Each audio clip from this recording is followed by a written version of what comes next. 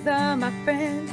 Come along with me, see how the story ends. What grinds your gears, Colton? That noise, the noise you just made. Sometimes the thoughts in my head really get me. Hey, everybody, welcome back to another episode of Professional Hippies. We're your hosts. I'm Colton. This is Dylan. And if you are new to us or if we're new to you, we like to find the middle ground somewhere between professionalism, whatever that might mean to you, stocks, bonds, suits and ties, and hippie woo-woo. We all know what that means. And if you don't, well, that's all right. We'll educate you tonight. So this episode's brought to you by one of our only running affiliates right now, testkitplus.com. You too can trust strangers with them. I think we have a couple different affiliate links you can go in there and support the show with. But if you go testkitplus.com/professional hippies, you can support yourself and trust in strangers, whatever that might mean to you, and support the show. So without further ado, hey Dylan, what grinds your gears? Not that it grinds my gears, but it definitely popped in my head with testkitplus.com. The past few posts that they've made on their stories is literally how to make cocaine. Really? It literally was like, this is how cocaine is made, part 1. And literally like, this is how they do it. And when they're in the jungle, they usually do it like this. Unless you're in a lab, then you do it like this. And they were like, that's part 1. Part 2 coming soon. They're posting this on their social media? Yeah. Okay, so maybe it was very interesting. They're like, just so you know, this is what should be in your product. If for it says in the beginning, like for educational reasons, we're going to show you so you know what should be in your product. You know what's funny about that though? Like Dave Asprey the other day, I saw, the guy from Bulletproof Coffee. Abby showed me a post that he put on Instagram that said cocaine 100% plant-based. And I thought that was hysterical. But it was actually like really catching piece of marketing because it was talking about the nutritional facts of things. So it was actually fairly educational. The fact, like, if you don't look further than just the back of the can, or like Dr. Panzer when he came on talking about, some of the different things that your body can only have so much of in a day. So like where they're pulling certain vitamins from, or the allotment that they have on the back of a can, like, hey, 100% of your daily whatever. Yeah. But what's not mentioned is that that's coming from an artificial source. So if you have a Celsius drink or a Monster Energy, and then you have some other artificial sweetener or some other stuff, then now all of a sudden you're 400 or 500% above what you need to be for your daily allotment. And it's not daily allotment like you need to have this in your body. It's like, this is what we consider to be top end, 100% what you should be having in a day. And then all of a sudden, by the end of the day, you're eating chocolate covered pretzels and you're like, wow, that ain't good for the body right there. And it's going into coffee. It's so hard because I've been trying to track everything I'm eating, and you start actually tracking what you're eating every day, and you're like, man, I am a gluttonous piece of shit. Do you track what you eat? I've been tracking it a lot more. It's so hard though, because you'll go eat something and then you're like, how do I even track that? That's like a homemade meal. What do you use? MyFitnessPal? I was using MyFitnessPal until they start charging you out the ass for just to do what you want it to do. I use Lose It now. It's the free version's enough. That's all I need. Mm-hmm. Is that your trainer having you do that, or are you just doing that for your own kind of benefit? The trainer got me into it. Yeah. He was like, hey, let's start just counting calories. So that way you're tracking. He's like, still eat what you normally do if you want, and then start tracking. And he goes, that if you start tracking it, that alone will start forcing you mentally. It should to watch what you eat more. Just the awareness of the act of tracking something makes you more aware. Like if you check your bank account more often, you're way more likely not to buy just senseless stuff because you're aware of what you're spending. Versus going to Disney and having that just tap, it's Disney money, whatever. I'll pay the bill later. That should be a notification. I've never seen that on a bank notification. Like, hey, would you like a reminder every other hour what your account is at? You can do that on this episode of Grind My Gears. I mean, I got a list here, and one of them is Wells Fargo. Let's hear it. I'm with them too. I've had my problems. Last month, I took all of my automatic billing off of Wells Fargo. I transferred everything to Ally because Ally will do that. They also let you do other cool stuff like set up buckets. So like whenever you get your deposit or whatever, it'll automatically go into my savings for this, my savings for that. And then you can also have that roll over into your Roth and deposit directly into your money market account. I love Ally. It just automatically. So you already have an account with them? Oh yeah, I've had them for a while. Yeah, I love them. Now they're integrated with everything. Like before, I only had Wells Fargo because my my S Corp LLC, whatever my accountant set up, wouldn't link up to Ally directly. Yeah. But now Ally's been continuing to kind of improve their relationships with vendors, et cetera, and stuff. Their stock is so good too. I bought it a while back. I was like, oh, this is so. They've been around for over 100 years. Really? So Ally, when they first started, they were the finance company for General Motors. Like when you go to buy a car and the dealership uses their like Honda Finance, et cetera. Yeah, something like that. This was General Motors used Ally, the company. And then Ally saw they were one of the first ones to get into the online banking. They saw what was happening and then diverted from GM and created their own entity and started getting online banking. And they're one of the top, because that's what they did. They're one of the top people to go to get your car loans. Yeah. Yeah, I learned and a their lot. APR is great on savings. Every time Joey comes on, like last week, I feel like I learned just something different. It gets me thinking about money. And I think it was after that episode where I was like, I've been meaning to do this forever because I forgot to transfer something, my automatic bill pay. And then Wells Fargo charges me like $150 for overdrafting an account and whatever. Yeah, no. I mean, it was like 50 and it's stacked, and it's because we opened this account for you to prevent that. And I'm like, you know what? You guys can stick it. Okay. I remember calling Wells Fargo when I was like post-college, real broke, trying to make student loans and stuff. And I kept getting hit with those overdraft fees in my checking. It'd be like, I think it was like $35 at the time back then. And I kept getting hit with it. And I kept telling them, y'all are taking more money than I can even use to try to even spend my money. Like, can you put that money back so I can at least get back to zero? They did. They were actually really cool about it, but I had to explain you're hurting me more than you're helping me at this point, guys. I don't remember what the statistic was. Maybe if we clip this, I would like the statistic to show how much money Wells Fargo made from overdraft fees last year alone. And that is so wild to me. That grinds my gears. People already don't have the money to pay something, and then they charge $35, $50. Because I remember that feeling of what $35 means when you don't have any money. That's a gas tank. You're on top of that, that's a gas tank, right? Yeah. If you're driving just a economy car and you're looking at, you're like, oh, sweet. So there's another $35 I didn't have to go on top of that. And what is it the fee for? What is that even? There's nobody that has to work at all when my account goes over that goes to. Oh, we're trying to keep people from overdraft. Keep doing it. I'm like, just halt their account. I don't understand. Freeze it. Deny the transaction. If it's past zero, you do like you do a credit card. Deny it. They're like, no, we're gonna steal a whole page out of the American defense budget. I'm like, yeah. Zero does not mean zero. It's like they're afraid someone's gonna come in there and be like, I'm gonna keep taking hundreds out, keep charging me the fee, but I'll never pay it. I had the same thing happen with Verizon. I got on a call. This is a client call like 2 years ago, and it was like what did we consider not Costa Rica, Puerto Rico to be? That's a district, right? So they're not a state; they're like an official district of America, and it was something like that. So I looked at the number. I just call it because it looks like an American number. And about an hour into this call, as I'm closing, I find out it's like somewhere in the Bahamas or something like that. I'm like, hey, let me call you on WhatsApp. In that hour, I got no messages. And then I get a bill a month later for $340 for that one phone call. For one phone call? One phone call. So wow. I call them. The rep's like, hey, we can't do anything about this. And she's like, I can't even guarantee if it goes to a manager that they'll do anything about it. And I got the most Karen of Karens at Verizon, wherever customer support service.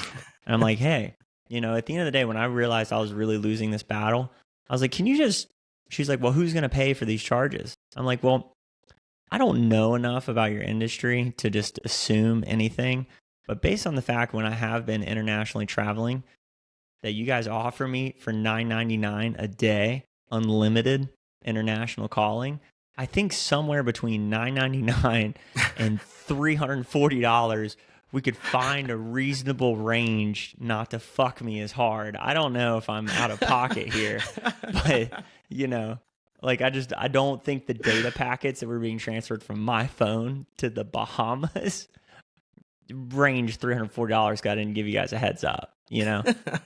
So they were really cool. They took off $40, I think $60. I was like, wow, fuck you guys. Thank you. Basically took off your hour's pay worth of helping me on this. Yeah, she was like, oh, and the best part was she was like, I'm going to go put me on hold. She went and listened to the customer reps, like handling of escalation for this call, and basically was threatening her job on the line if she found out that customer service rep said that she could do something about the call. So not only am I defending trying to getting a lower bill, I'm like somehow hooked into this poor woman's job. I'm like, dude, this is so far. I just want like, you just double down on it and be like, oh, you think you'll get fired if you don't help me? Or if you do help me, you just come back from the other end, get her in a sandwich. The best part is they're like, well, we sent you a text. And I'm like, how can I prove to you I didn't get a text? And they're like, sir, we're looking in the system. We can see you got a text. And I'm like, I'm looking at my phone and I didn't receive a text. I'm like, this is awesome. This is like being in a jury of their peers. I'm like, there's nothing I can say because I really didn't receive a text. Otherwise, I wouldn't have been on the call. You know, I had on my issue a few years ago with Verizon. I called. I had a bill discrepancy. I was like, "Hey, what's going on here?" And they kept saying the same thing, like, "Oh, there's something." I go, "Hey, I'm not going away. So you and I, like, you can't just hang up on me. I know you can't, and my problem hasn't been resolved. So we go up the ladder, or you resolved it for me." And so we looked at it. We went back and forth, and he goes, "Oh, I see now that you're like on an old plan." Because I've been with Verizon a long time. You're like on an old plan. So let's just get you on the new plan. I was like, well, hey, Mr. Upsell, let's go ahead. I get where this is going. Let's talk about it. Let's see what it is. He tried to upsell me on this other stuff. And he goes, actually, if we get you just on our new unlimited plan, it'll be less money than what you're currently paying now. And you'll get ESPN Plus and you'll get Disney Plus. And I was like, why haven't we led with that conversation since the start of this? Why did it make me reaching out for a bill discrepancy? And then we went through all that and now we're here. And I was like, I'll take that. Yeah, that sounds good, man. Yeah. Make my problems go away. Make my problems go away and tickle me a little bit. The thing was, if I would have called before I got my bill, by the way, they would have made it go away. They would have honored the $9.99. But because I called after I got my bill, the billing cycle had complete. So then they're like, hey, there's nothing we can do. You're calling a day after the bill cycle is complete. And I'm like, well, I just got my fucking bill. So yeah. How does this work? I'm sure you got a few dollars laying around, Mr. and Mrs. Verizon. If you could just drop some of those in my account, a little bit of credit. Corporate America, man. I'm telling you. I love it and I hate it all at the same time. Hey, a hard segue here. You know what happened to me today? Take a guess. Got hit in the face by a dodgeball. I could see how that's a logical conclusion. No, I was on a meeting with a fellow team member of mine, and I had a scorpion crawl up my leg. A scorpion? Yeah. Yeah. Were y'all working outside, or this is inside? Right here, what you're looking at. I had a little chilly. Sometimes I like to have a blanket in my office, whatever. And fostering Luke's dog, she's been tracking in leaves and stuff. I'm like, man, these leaves, dude, they keep getting in the house. And I went down to scratch my leg, pull up a freaking scorpion. Dude, when I tell you, I haven't felt that amount of adrenaline in my life in a long time. I came out of my skin, out of my chair. I don't know how that dude got in the house, let alone up the blanket and onto my leg. We haven't seen There's no scorpions or anything in Florida, so we didn't really see those much growing up either. So if I would see one, I'd probably be like, holy shit, what do I do with that thing? We've had a couple get in the house. And so since having the new dog in the house, the cats have been hanging out in like either the closet or the laundry room. And normally the cats will take care of them because they're not super, like these specific types of scorpions been getting in the house. They're just the tiny little yellow ones that you would see like in a bottle of tequila or like a lollipop, something like that. So what lollipops are you eating? That scorpions are in there. Have you not seen those? No, I've seen tequila. I've never seen a lollipop. To be fair, I think that was in Thailand. They had like all kinds of weird stuff, crickets and scorpions and spiders. How many licks does it take to get to the scorpion? Right. No, they had deep fried scorpions too. I can see that. Yeah, that'd probably be all right. The crickets weren't that good. I don't see the appeal to the cooked crickets. They're it's high cheap protein. But it's the taste. I'm sure a hot dog is high in protein too. Taste don't matter when you're trying to get a swole baby in Thailand. You don't see too many swole Thailands. Yeah, you don't mean yeah. I don't understand. I'm looking forward to going over there and trying that kind of stuff one day. I don't know. You see all kinds of stuff. Octopus, just raw fish, barely cooked. You see a lot of interesting stuff. And the cool stuff is that it's cheap. That does not grind my gears. I like a good country that has cheap food, good people. Many of those things we do not have in America. We got about half of it. Which part? There's some good people. There's some good people out there. It did a weird thing. Do you find yourself? So I was out with a buddy the other night, and we were just catching up, having a bro date or whatever. Run into some friends of his, and there was these two girls there that said they didn't go to ACL because of all. This is right when the Israel-Palestine stuff started kicking off, and they said they didn't go out because they didn't feel safe. And so we were genuinely curious, and we're showing up like, as men, we just genuinely can't like relate, like when we're going out, we're not constantly observing our environment for people that are going to rape us. We're typically walking in a room, sizing up the biggest guy in the room, be like, could he beat my ass? I don't know why, but that's just a total man thing that we do. Yeah. And so we were asking them like, because I heard this from my wife. He heard it from a girlfriend of his. And now there's two women that we happened to run into that night. They're telling us the same thing.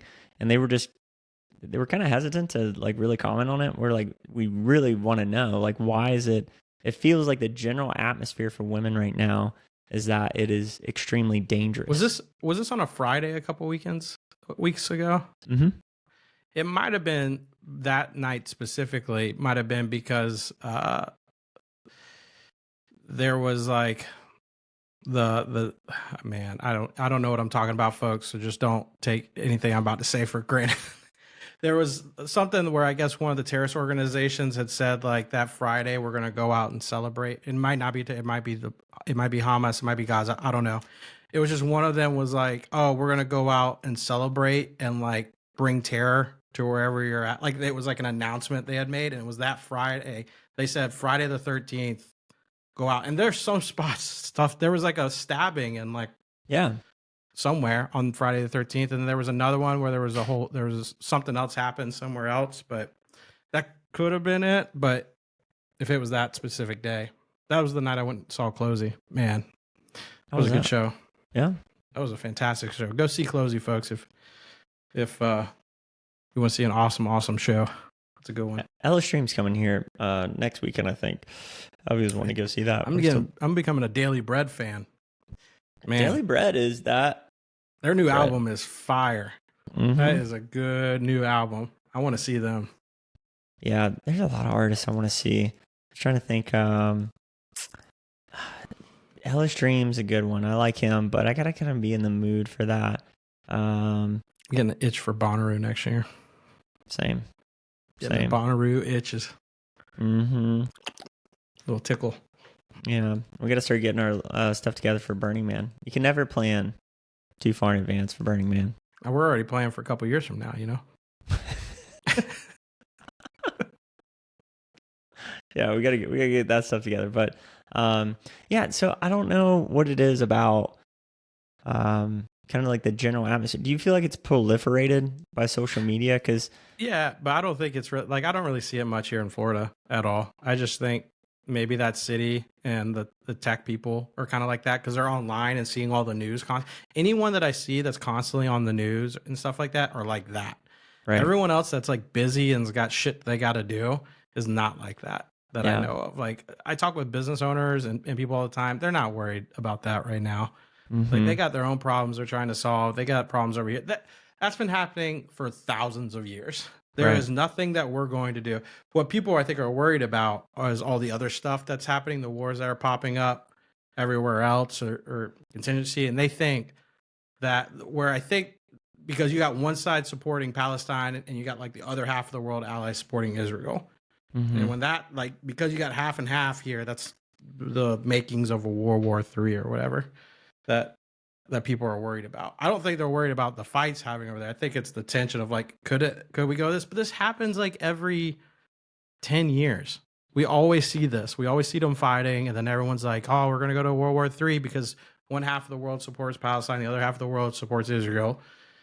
And happens every 10 years. They go and fight each other for the land. And it's like, hey, look, just let them, they're fighting for what they got to do. It sucks. The more I learn about it, they shouldn't be doing it. So I don't know that carpet bombing the city was, or Gaza Strip was necessarily the right answer on that one. At all.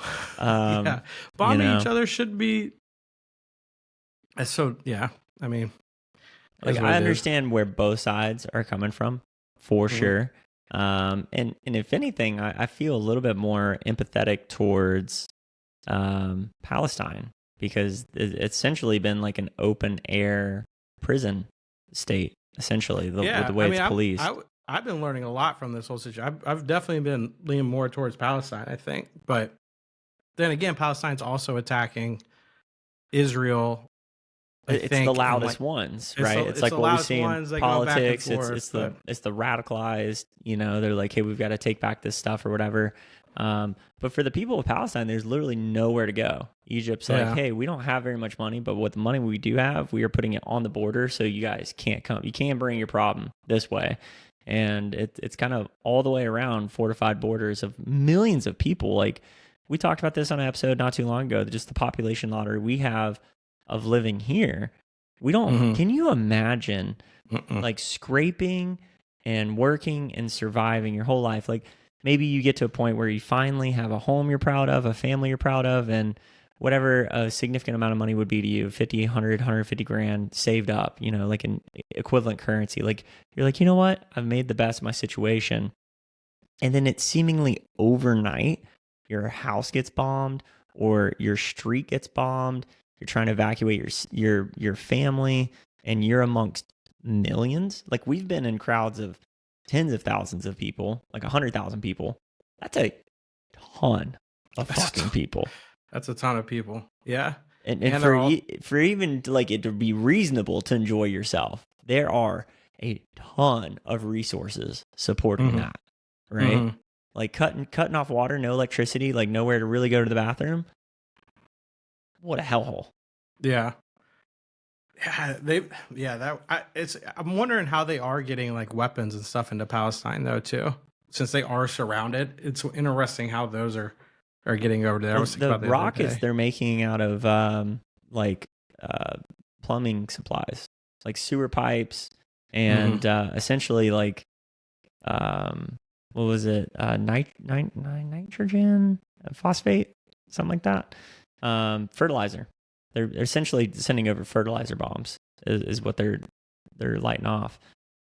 Israel is not. Israel is sending in very guided bombs, blowing shit up. I mean, they're targeting stuff. They've got their weapons are a lot better systems. Like their Iron Dome. That's a pretty cool product. That's created and tested in Hawaii, right?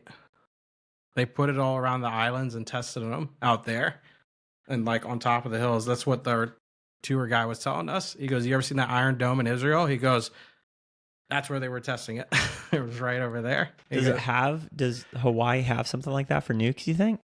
Well, I was thinking, does Hawaii have that? And does the rest of the country have that? Like, are they placed around Washington, D.C., and we've never had to use them because we haven't had a missile ever come in, but they're like secretly placed everywhere. Like if Israel has that, and it's been pretty good success rate of their country not getting bombed because of those things.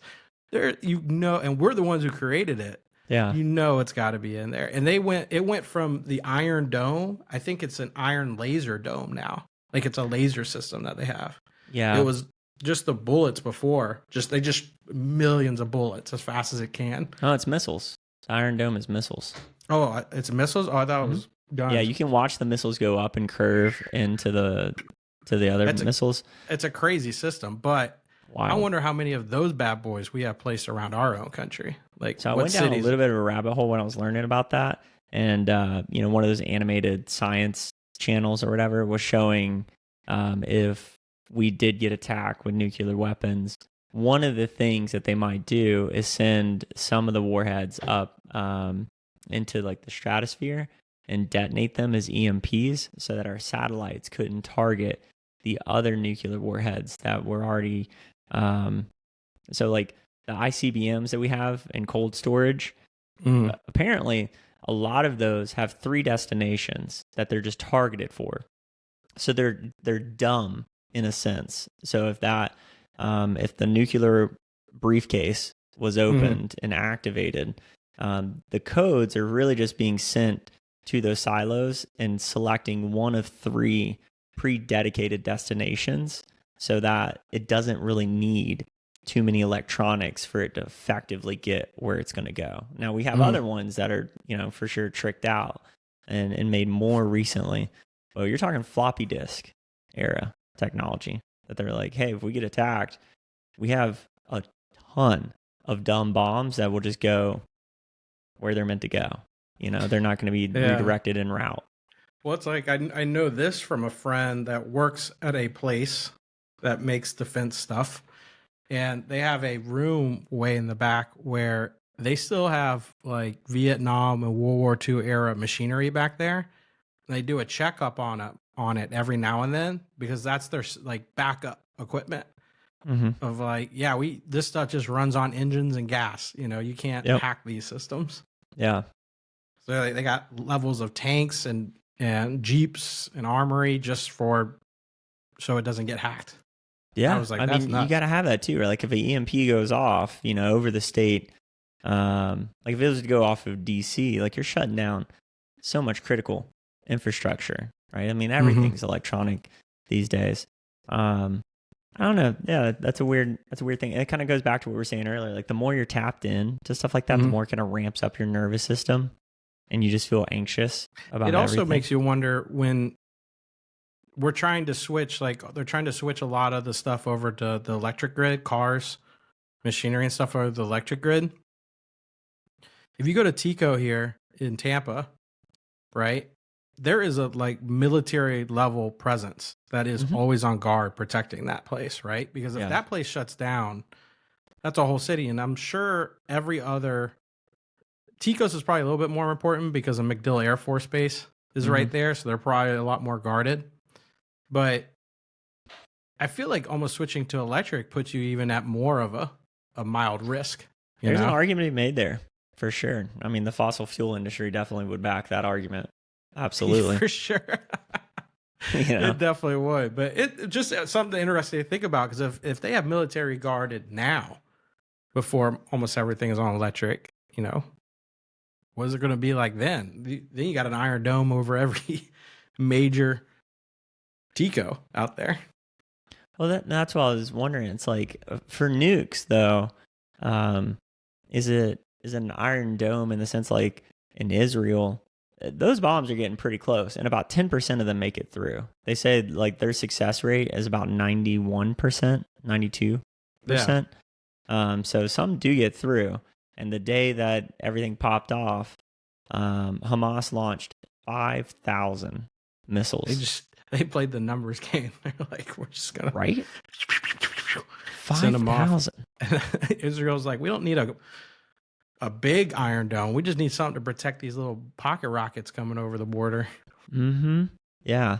And that's good for the industrial base. So I heard a thought the other day, and it was these two people kind of arguing over nonsense, but one of them was a Trump supporter. That's not really relevant, but the other guy was a Democrat, clearly on Biden's side. And one of the points he made that who's the guy that the Darth Vader looking man from the Republican Party that is their speaker? Looks like he had a stroke recently as he was talking. You're just gonna shut down. Keep talking. I'll find it. His face looks like it's literally melting off. I call him the old frog. Yeah. So they were both kind of on the same side. That the thing I didn't think about, the money we are sending to Ukraine, we're actually spending on our own economy. McConnell. Yeah, Mitch McConnell. We're spending here and sending the weapons there. So I guess the way they're getting bipartisan support for all this money that we've been spending in Ukraine isn't really by sending money to Ukraine. Some of it is, but a vast majority of it is paying our contractors to build the weapons and the machinery, etc., and sending it over. But the counter argument to that is, have you ever seen how government contractors are awarded and paid? It's still on the WW2 contract of whatever it takes, and we prorate like 25 or 30% above that cost just in case, right? Like, so whoever's awarded it, they literally write them a blank check and just say whatever it takes to get it done, then tack on 30% for your margin after the whatever it takes. That's how we end up with bolts that cost $50,000 and crazy stuff like that, you know? In Maui, when we went there, the tour guide that we had talked about, you go see all this land out here with the cow pastures and everything. We went to one of the national parks, the Dormant Mountain. I cannot say the name, but it starts with an H. But it's huge, and on the side of the mountain is just all cattle land. He goes, all this land right here. So there were some of the original like people that came in, besides the people that were originally living here, the colonists, I guess you'll call them. They came as missionaries, and then they were like, we could buy this land pretty cheap and create a cattle ranch. So they went and bought out the entire island, basically, like all around the mountain, and then turned into cattle, and then made a deal with the government to where all the meat for all the Navy comes from that island with the cattle, and they only directly sell to the government at premium steak cost. They go, it's not cheapo steak that you're going to get. It's like going to a very nice steakhouse, premium cost level. And then the missionaries are like, premium steak. It is the people that are the missionaries in the country. You can have the tip of our mountain with some nice tax write-offs, and you can make it a nice national park too. Oh, you know what I was thinking earlier? Back to the missile silo thing. Can you imagine how mind-numbingly boring the job would be to just be in a nuclear silo waiting for the call? Nothing's happening. You're just there. There's just shifts constantly. Yeah, moving in and out. You're just constantly sweeping the floor, maybe. And they got to be on their P's and fucking Q's because it's a nuclear warhead, you know? So they can't just like be on TikTok hanging out. No, they're probably on TikTok and hanging out because you're just sitting around and you're just waiting around. You're just waiting for the queue. How much Wi-Fi do you think's going on around a nuclear warhead? How much Wi-Fi? Yeah, like how much just system vulnerability do you think they're allowing to be in the presence of warheads? Nuclear warheads? More. Well, the warheads these days are more or less on submarines now. I'm sure we got a couple here and there, but they're more just on submarines. Have you seen the size? We went to the submarine museum there in Hawaii, and the new submarines are being built like 4 stories high, like 4 or 5 stories high, and the warheads they'll have like 3 warheads just standing straight up in them.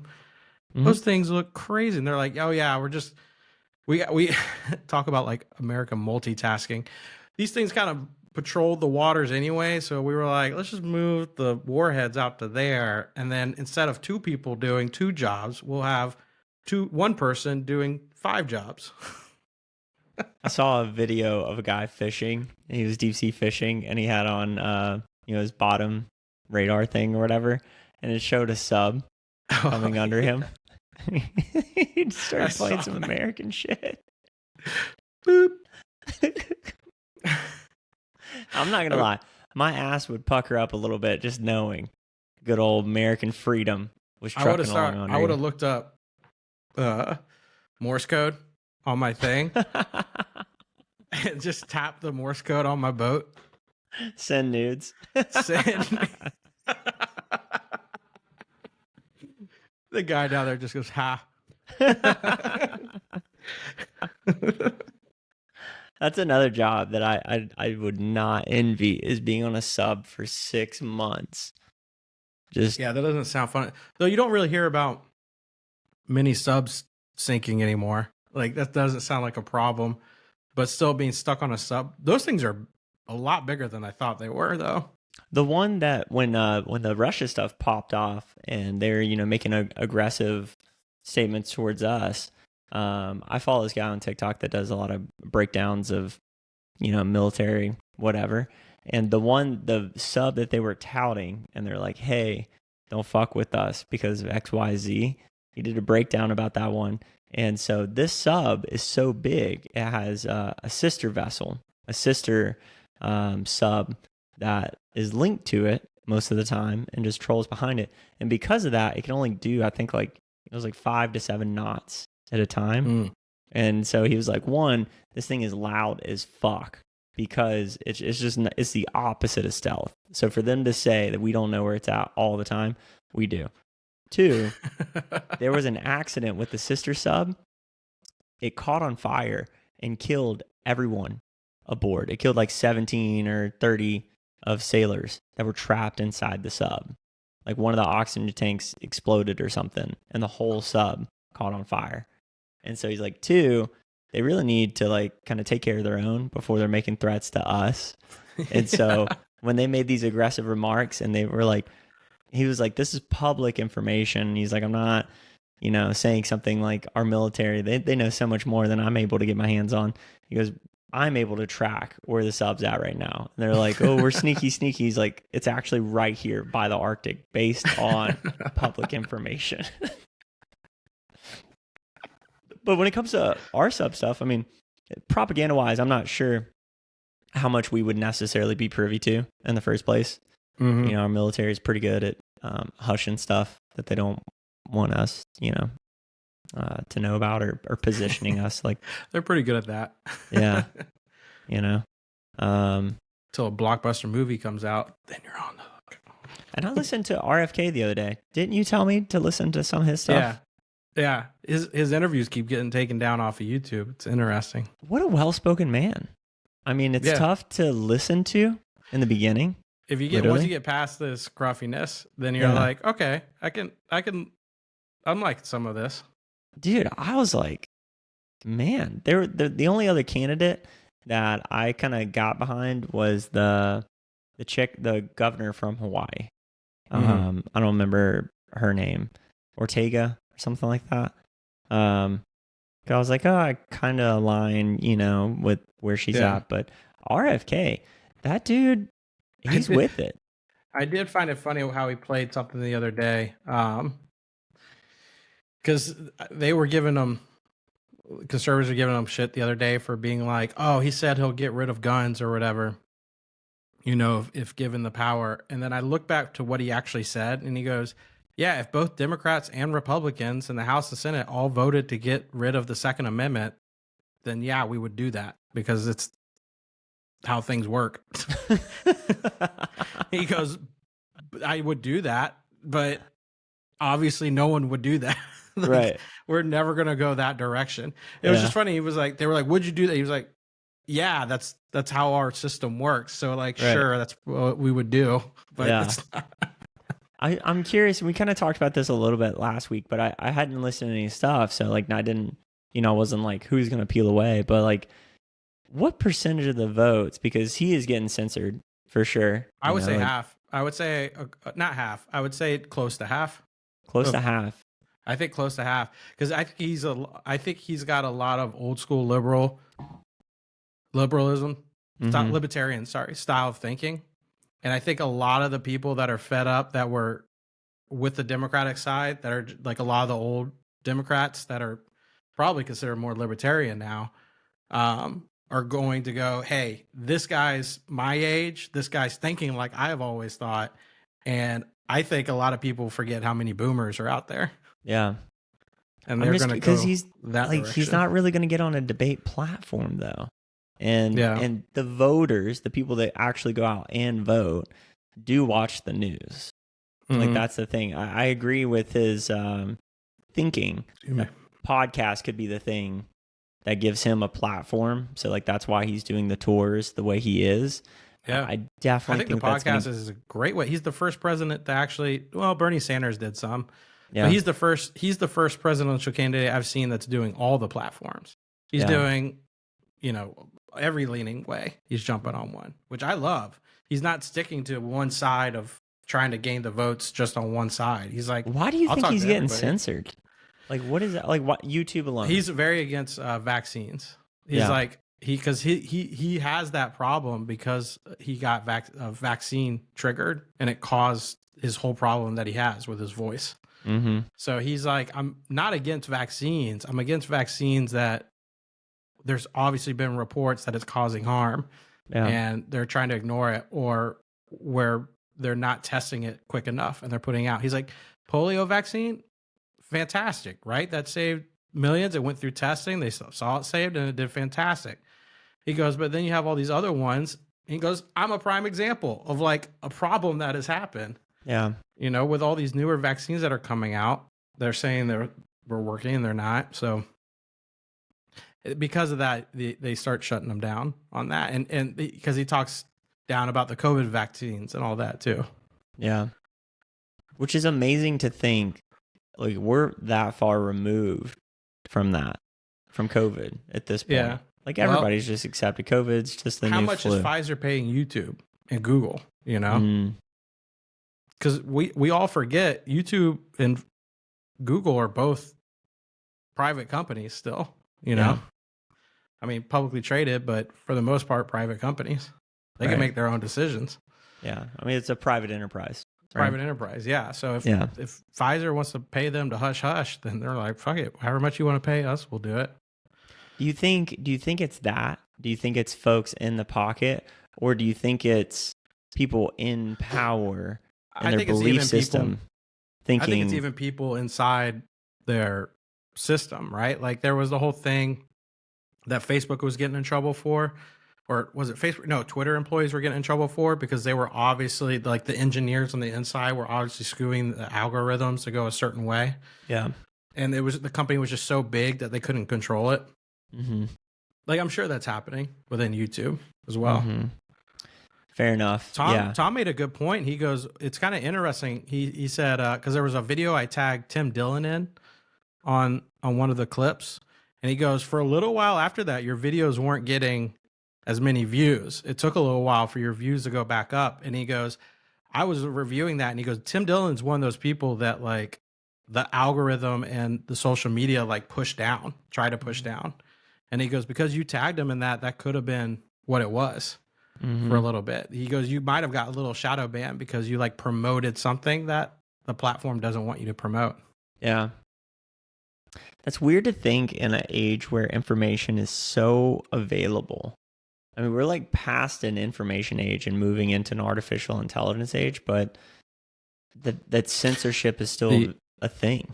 The artificial intelligence, the guy that created ChatGPT, the guy that created OpenAI went on Joe Rogan. Highly recommend listening to that one. Actually hearing, like, somebody, because we keep hearing good and bad about AI, right? And from the guy that's actually created it, he had, like, some very good points. He's like, everyone thinks it's going to do this, it's going to take people's jobs, but it's a tool. It's not right.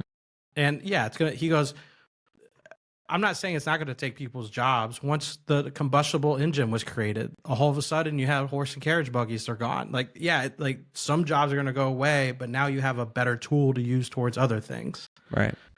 He goes, I'm not saying it's not going to do that, but everyone had this feeling as well when we had like huge jumps in technology. You know, so he had some really interesting good points, and then you could obviously tell how detached he was from like everyday stuff. It was very interesting, like his thoughts. Like Joe Rogan would say something that was like pretty common knowledge. I got what's going on. He'd be like, "What? Like, what do you like? What's that going on?" And you're like, "Wow, this guy's like all in, just focused on this." Yeah. He's like, "I'm leading the way on the next thing." Yeah. Yeah, I didn't listen to that, mainly because I saw a lot of people say it was kind of shit and they didn't learn anything that they didn't already know. But I'll check it out, because it is interesting when you have folks like Mr. Beast. He's the YouTube guy, right? Yeah. That's all his bandwidth is focused on, is like making mega videos. And you have someone like Elon's probably not even a great example, because he just seems to be, Elon's kind of like the Diplo I will outwork of technology. You can't outwork me. Yeah. I live on my couch so I can work. I'm just like, it's interesting being in an age like now we're in our early 30s, and I'm like, I still want to do all the things, and I thought by now I would be more of a person that would be headlong into one thing.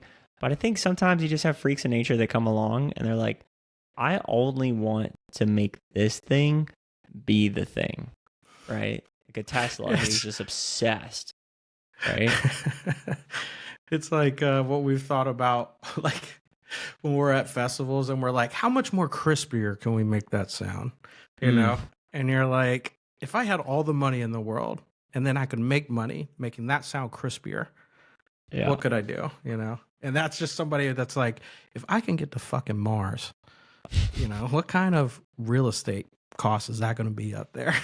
You definitely see that with some of the stages of Burning Man. Someone that had arrived and they are realizing their dream, and they're like, I don't know about that whole lovey-dovey trance music, but the techno stage I'm about to build, there's going to be so much fire and lasers. Someone saw Carl Cox and they were like, that's cool, but like, where's the bass? Where's the bass? So it's like, I'll make the bass. I'll do it. Oh, we'll call it X. Back to the shows that I think you do need to see. We went and saw Tale of Us last Friday. I've seen Tales of Us. Have you? Years ago, Miami Music Week. Yeah. Great show. Great show. That's a sucks you in type of music. And you're just so good. The production was wild. Did you notice that, like with Tales of Us, you could have conversations with the people around you pretty easily? At our venue, we couldn't. The acoustics was pretty solid. It's just the venue itself, and we had a table that was like right next to the booth, right next to the sound array. And I don't understand how people don't put in hearing protection. It shows anymore. Now I do. Like for sure. I do. But I mean, I can understand why they did it years ago. I don't know. Once I got on that train, I'm like, leaving a place and not having that ringing, not going to bed better with fractals in your eyelids because the ringing is creating some kind of Well, not hearing the while you're trying to go to sleep is beautiful. You just you're like, oh, I can fall asleep the normal now. It is crazy. I've had a couple conversations with folks at venues, so we should get us a sponsor as an earplug company. Fuck. Eargasm. Shout out. We should get them. But do you ever have people talk to you? And because I'm half deaf, kind of as it is, but once I put in my hearing protection, I've had multiple people trying to have conversations with me at shows. I feel like more people want to talk to me when I have them in than I do when I don't. I'm like, I'll smile and kind of like play along, like yeah, you know, and then they give you that just stare. You're like, what are you? You're not gonna reply? Like, oh, that wasn't a yes or no kind of thing. Like that was those ones I got from you gave me worked out really good actually. That I can hear conversations. I mean, I usually have to have them repeat, and I can. I got to be staring at lips. I mean, I can for sure we can have conversations, but I got to be like kind of trying to decipher what are you saying? Yeah, I always like them. You just pop them and you just pop them out at the end of the show. Go on to the next thing. Oh, yeah, I don't know that I'm a guy that's going to get on board with the lanyard ones. I just feel like that's a little much. I like to be a little indiscreet, you know? Yeah, I like just one in each, and then I just pop them out. I don't want a tampon string hanging out of my ear. I'm good. They're not going anywhere. You don't want that Bass Pro Fishing look, you know? Yeah. With your sunglasses. You know, we should get jackets like with sponsors on it. Like sponsors, that would make sense for a festival scene. We'll get Eargasm to sponsor, and then we'll get those things like to hold your sunglasses up, but it's to hold your ears, and it'll say professional. Yeah. That's $1 million idea. I want all my favorite brands just on a like jacket, like a Heisman jacket. Like you used to see those at the malls in the Panhandle. Remember that? They had like the M&Ms and the Snickers. Uh-huh. But I want to choose the brands, right? It's Clorox.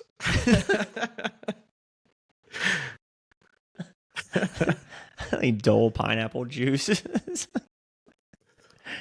pick random brands. Kraft. That's the new totems.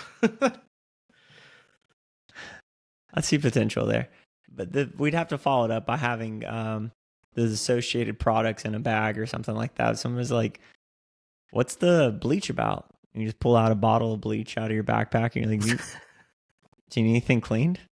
I got you. Some Lysol." Were you looking for the answer? I found it. Like the mayonnaise man. Hey man, what's the mayonnaise about? I want some mayonnaise. I want some. That guy. He's like, I want some. Oh, you want mayonnaise? I don't have any mayonnaise, but it's on your flag. Oh no, that's actually mayo. That's just good old fashioned mayonnaise on that flag, brother. Well, we always talked about who are the people that are testing out like new drugs that come around, right? Like to make sure like how they're spreading the word. Like, oh, I got this new drug. This is good. That guy is one of them. He saw mayonnaise. He's like, never heard of that one before. Tales of Us, that was a weird thing. At the beginning of the show, like the opener, I saw two people drop out, like one at the very beginning, and then an hour later, another person like out of it. They obviously took some bad something. And I'm like, it's so Test hard for drugs. me. I can't imagine people don't test them, you know? Like the younger they are, the more I get it. But the older they are, I'm like, is this... Yeah, if you're older, like protect yourself now. Yeah, not that you shouldn't protect yourself when you're young. I mean, you're just as susceptible when you're young. Yeah. It's just being around the circuit, going to a couple shows. It's just, it blows my mind that people just take people for their word when it comes to something that is black market, you know? Yeah, no matter where it's from. If I bought a car off of Facebook Marketplace, I'm not just taking somebody's word and be like, oh, it runs good? Sick. Like, no, I'm going to check it out. It's like, there's no regulation. Anyone that ever gives you, like, I think a lot of people get scared to ask, you know, their connection to like test. Never be afraid to test. Always ask that you can test. Because then if they're afraid and they get mad at you about testing, that's a good sign not to buy that product. Yeah. Well, also, it's a function of lack of opportunities, lack of channels to go to. So if someone has just one person that they know, they're scared to probably ask them because they're like, they're scared to find out if it's actually not and deprive themselves of the opportunity of having a gamble of a good time. That's why, like, when we've been at festivals, if we ever needed something, you got it? Cool. Do you have a test kit? And if they don't, always move on. There's going to be another person. Yeah. You find that one that's like, oh yeah, I got some. Perfect. That's the guy I'm looking for right there. I always test my goldfish. You just can't trust the expiration date anymore, you know? You can't, and the flavors that go on it, who knows where that flavor came from to get Is that pizza or is that cheddar? Is that oregano? Because if it's dill pickle, I don't want it. Shit's for the birds. You think it's ham and it's shrimp.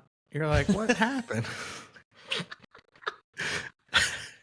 The old ham and shrimp trick. The old ham and shrimp trick. Fuck. Yeah, Grandma always told me, watch out for the shrimp. If it ain't hammy, it's shrimpy. I'm trying to buy some pork and I got served seafood. Some bitch. You know what also grinds my gears? I had a list here for you. Speaking of brands, is that there's not many funny commercials anymore. There used to be a ton of like good funny commercials, and it's like if I'm gonna watch a brand, if you're gonna get me to watch advertise, at least give me some more comedy. The past several Super Bowl years of commercials, they used to be all hilarious. You could stick. Remember the Skittles? You lit liquor, you know? That's a solid one, right? Doritos. I mean, Doritos, like half of their branding was showing up for Super Bowl showing ads. up for that. It was awesome. What has happened to the commercial? Now they're like, we got to be meaningful. Like, why does everyone have feelings these days? No one wants feelings. I want a rude, funny commercial. Make me laugh. Comedy's supposed to be rude. Offend me. Offend me. Yeah, get me offended. Turn me on. Make me feel something. You really want me to remember that brand? Make me feel some type of way differently than what I went into this commercial with, you know? Alter my consciousness, I'm already feeling going in. I don't want to feel coming out. Like, give me, alter my consciousness. I think it was like Axe, too. They used to have like that centaur of a person where you'd be like, what? No, it was Old Spice. Old Spice. Yeah. Where you're like, I don't know what's going on here. I don't know, but I'll watch this commercial. This is a good one. And Old Spice, like, every time I use it, I'm going to be honest, it burns the shit out of my armpits because all the chemicals in it. but the indoctrination of the commercials makes me believe it's a good product. Think about Bud Light. They had it. Dilly Dilly. Dude, Dilly Dilly. Had it. You had it. It was right there. You could have ran with that. I wonder how long. I don't know if their company's ever going to recover. For a long time, you could have. I've liked Modelo's commercials. Those have been really good. Red Bull gives you wings. Those are, a similar theme of what grinds my gears. We went to a theme park Saturday, went to Six Flags, just standing in line with nothing going on. We got caught in a couple bad lines. We got a good couple 15-minute waits where like, hey, that's worth it. 15 minutes for a roller coaster, awesome. We got stuck on one. It was like 70. It was like 90 minutes we're waiting in line, like an hour and a half. Fucking nothing. And I'm like, we can't put a TV, anything. Like there's nothing you can do to amuse the people at an amusement park while they're in line. You know, people are waiting for an hour and a half. Which makes you almost appreciate like Universal level theme park or like a Disney theme park where their lines are built even with themes and things going on. Like you have like tiers of theme parks, right? Yes. Like that, to the point to where Busch Gardens and Six Flags are like, stay on the other side of that pole, bitch. Come over here. I saw 5 people throw up. 5 people at the park. Ooh. I don't know that I've ever seen it one time. Like maybe one time a kid gets sick. Dude, it was everywhere. They were doing the best they could to clean it up. But I was like, what is going on with this ratchet ass theme park where like I'm seeing this happen everywhere? Six Flags is like the Walmart of theme parks though. The rides were dope. The rides are awesome. Great. You definitely could tell they keep the ride, but like everything else, dude, everything's they're so like, bad. We know you're not here for that. You're here for the ride. We